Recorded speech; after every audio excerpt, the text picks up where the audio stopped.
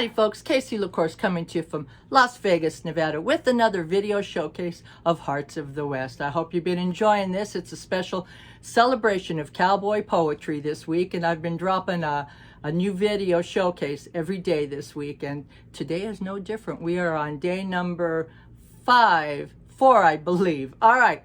So I usually start off with one of my own poems, but I'm going to recite a friend's poem. This poem won first place for her, and it was published in American Cowboy magazine, and that was part of the first place prize. And her name is Susan O'Connell, and the name of the poem is Peace at the End. His is one of the West's most enduring tales.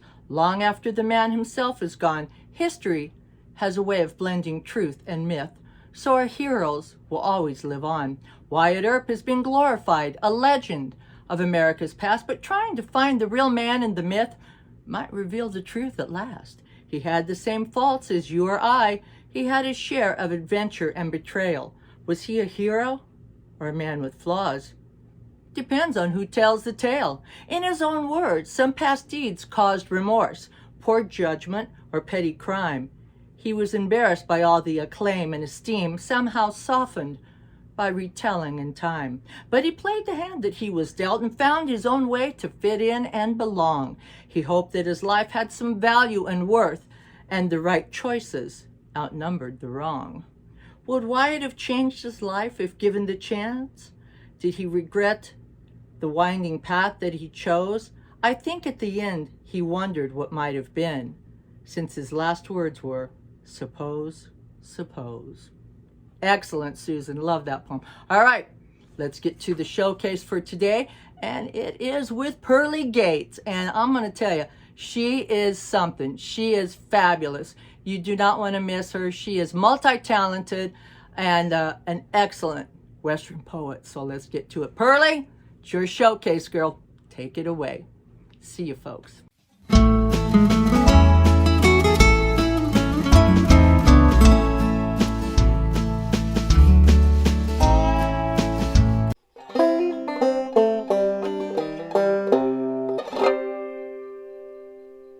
A phone conversation with Leanie Bobini out in Bandera, which, by the way, calls itself the cowboy capital of the world, Leanie mentioned that she had written an article for the local rag, the Bandera County Courier. She suggested I might like to read it. So I went online and found it, and from that article I wrote this poem.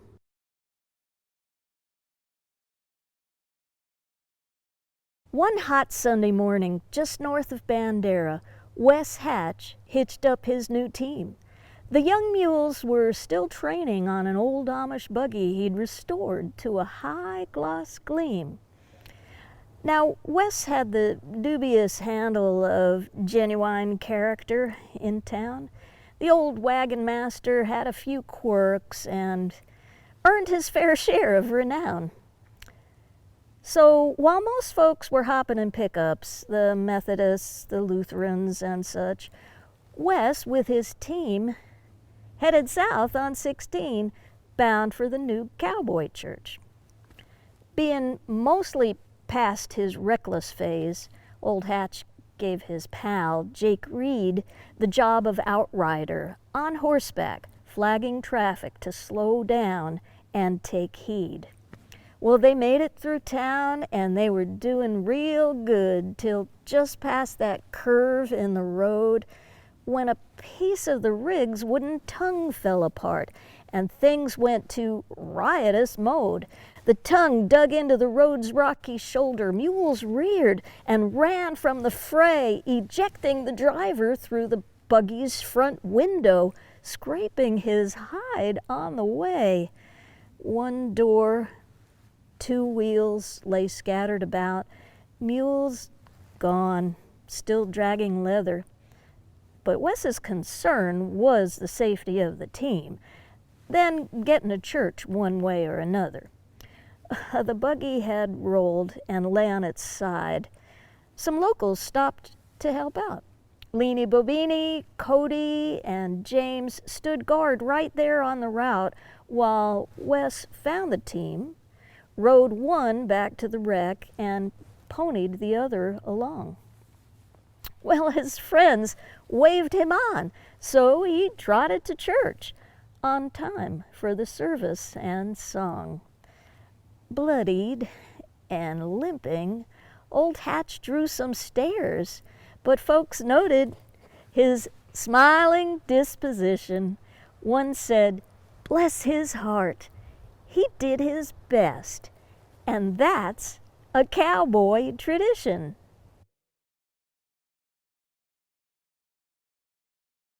When I was a young kid, I could feel a tug from the Southwest, but it wasn't until decades later, while doing some genealogy research, that I discovered I actually have family ties here in Central Texas. It explained a few things, and it also catalyzed a move to the Lone Star State. And, well, I'm sure glad I did.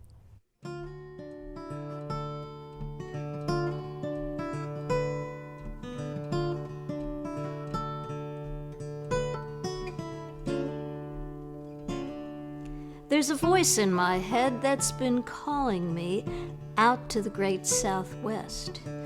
It whispers like wind through the valley, and it just does no good to protest. I've heard that voice ever since I was small.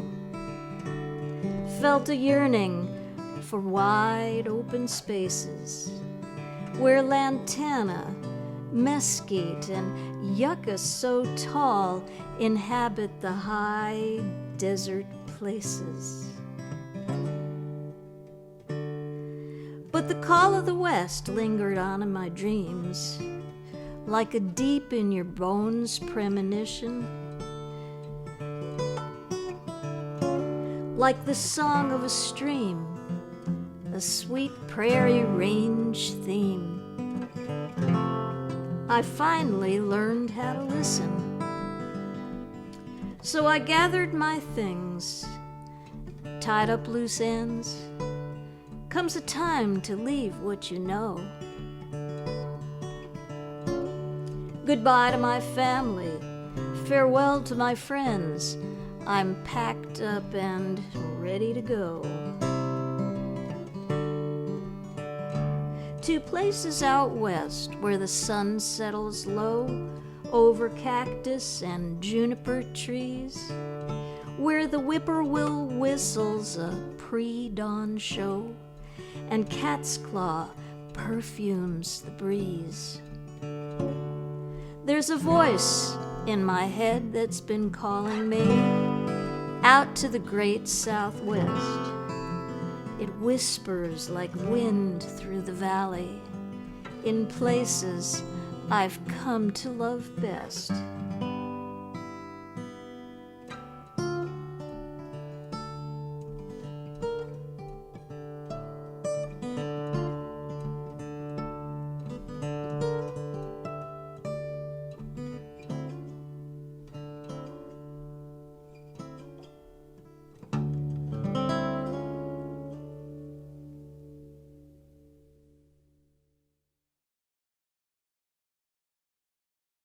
My first pair of fence pliers came out of a pawn shop in Austin, but it was a year or two until I started my first fencing project here on the land in Central Texas.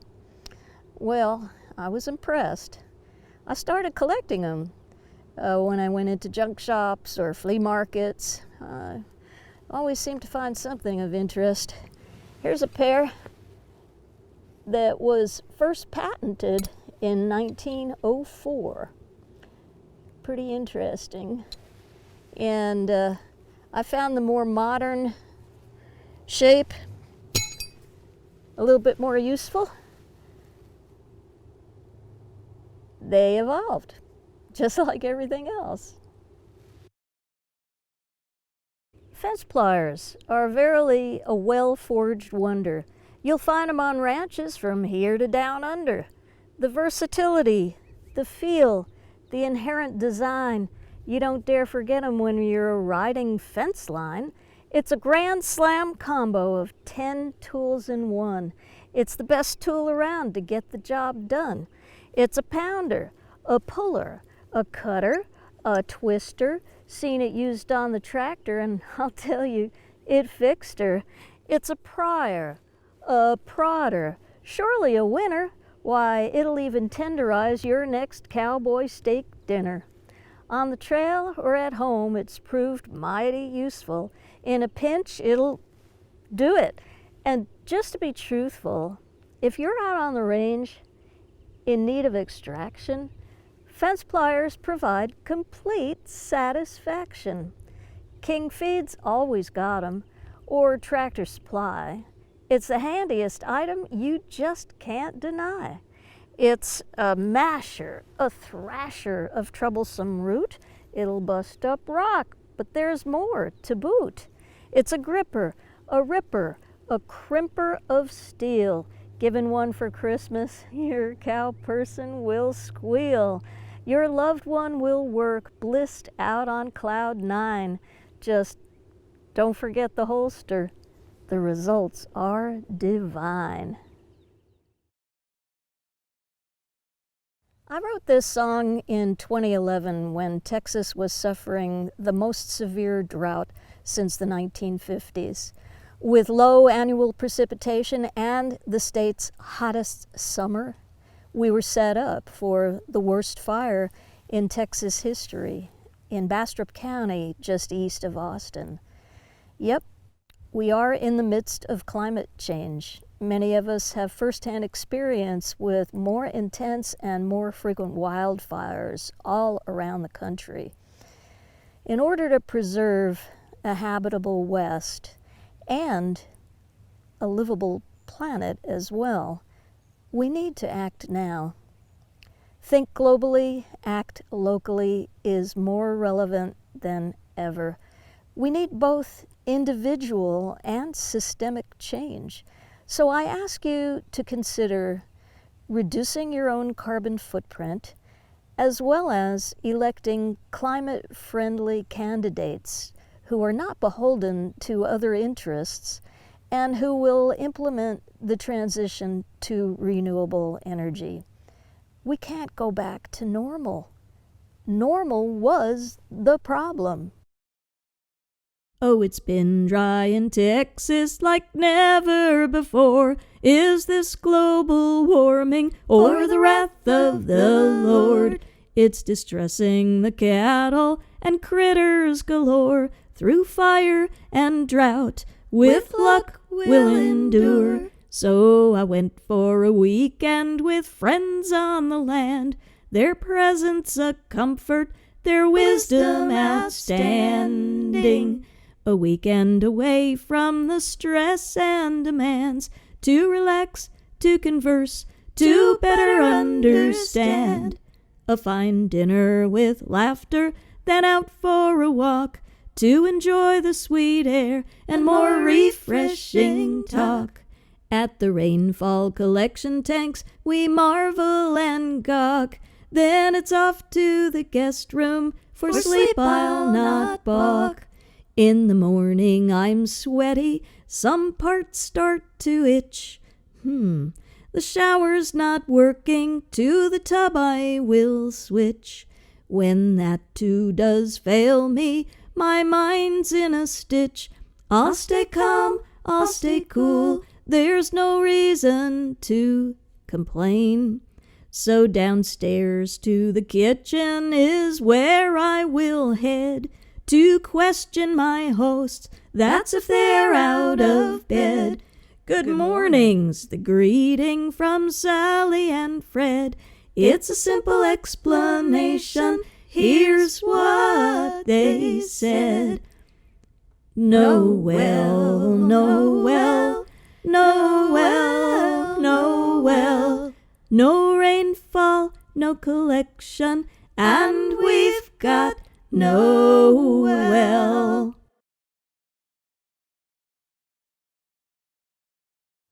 In 2017, I was hired to perform at the Cochise Cowboy Poetry and Music Gathering in Sierra Vista, Arizona. A great gathering. The theme that year for the event was rodeos and roundups. So I decided to write a song to fit the theme on roundups. The first lyric line that popped out of my head was, "When it's roundup time in Roswell. When it's roundup time in Roswell." And the rest is history. Roswell, New Mexico, 1947. When it's roundup time in Roswell, all the cowboys ride the range with the guys in ties from the FBI, but it really don't seem so strange, 'cause they've all got a job to do. They're bringing in the sheep and shards, then hush the yarn, hide it in the barn, and call the National Guard, singing yippee-ki-UFO, oh-oh, yippee-ki-UFO. Old Mac, the foreman at the Foster Ranch, was busy bringing in the ewes. He woke up surly, he left a little early, didn't catch the radio news, though he never saw the flash, and he hadn't heard the crash. He found a mystery, now it's history, that extraterrestrial trash, singing yippee-ki-UFO, oh-oh, yippee-ki-UFO.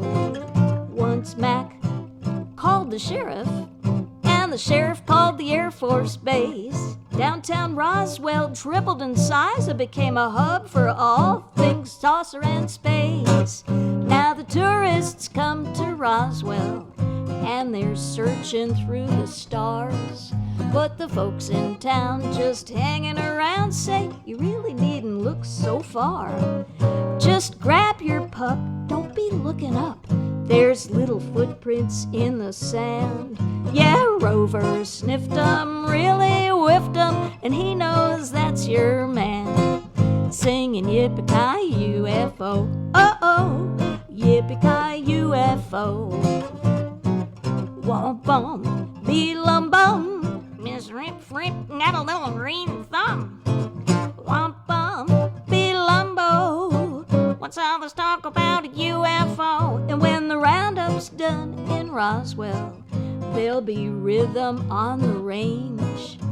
The FBI gonna lose those ties and let loose for a change. Yeehaw! With fiddles wailing, banjos frailing, locals dancing with little green aliens. It's the most attractive, radioactive, hottest time in town.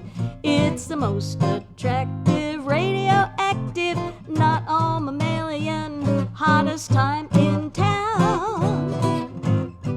Singing yippee-ki-UFO, oh-oh, yippee-ki-UFO.